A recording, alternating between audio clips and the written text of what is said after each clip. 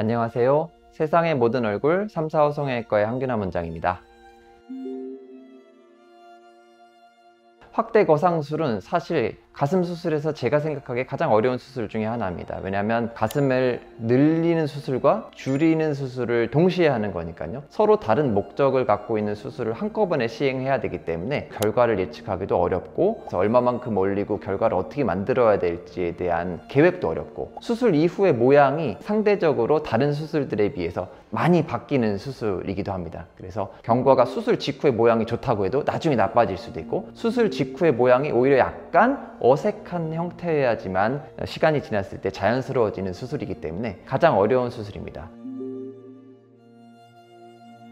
처짐이 있을 때 보통 피부가 조금 많이 남는 경우, 조직의 양이 좀 남는 경우입니다. 그럼 제가 이렇게 말씀드리면 사실 조금 의아하실 텐데요. 조직이 남는데 왜 확대를 해야 되지? 보통 확대를 하는 거는 보형물이 들어가서 확대를 하게 되는데, 그 보형물은 나머지 살을 가지고 올렸을 때에도 대부분 윗가슴의 볼륨 같은 것들은 잘 채워지지 않는 경우가 많습니다. 그래서 볼륨감이 위쪽에도 조금 생기면서 가슴 모양 자체가 조금 퍼지지 않은 조금 더 봉긋한 모양을 원할 때, 그때 보형물을 바닥에 넣어주고 처져 있는 가슴을 보형물 위쪽으로 올려서 비슷한 위치에서 하나의 가슴처럼 좋아있는 모습이 되도록 만들어주는 수술이 확대 거상술입니다. 확대하는 수술이니까 결국은 확대하는 그 절개를 어디로 할 거냐, 그 다음에 거상이니까 거상 방법을 어떻게 할 거냐에 따라서 확대 거상술도 여러 가지 조합이 나오는 거죠. 근데 확대 거상술은 어쨌든 절개를 해야 되기 때문에 보형물을 절개해서 넣는 그 절개선을 겨드랑이라든지 다른 데를 쓸 이유는 별로 없습니다. 대부분 거상하는 위치에 해당하는 절개선을 통해서 보형물을 넣기 때문이죠. 그래서 결국은 유륜 주변으로만 동그랗게 하는 경우에는 유륜 주변 절개가 남고, 그다음에 수직 절개라고 우리가 이제 막대 사탕 모양으로 이렇게 되어 있는 절개를 하는 경우에는 그 절개가 남고, O자형 절개가 있으면 O자형 절개가 남고, 결국은 거상술에 해당하는 절개선에 보형물이 추가로 들어가는 거니까요. 겉으로 보기의 구분은 거상술의 3가지 종류에 따라서 구분 지어진다고 생각하시면 되겠습니다.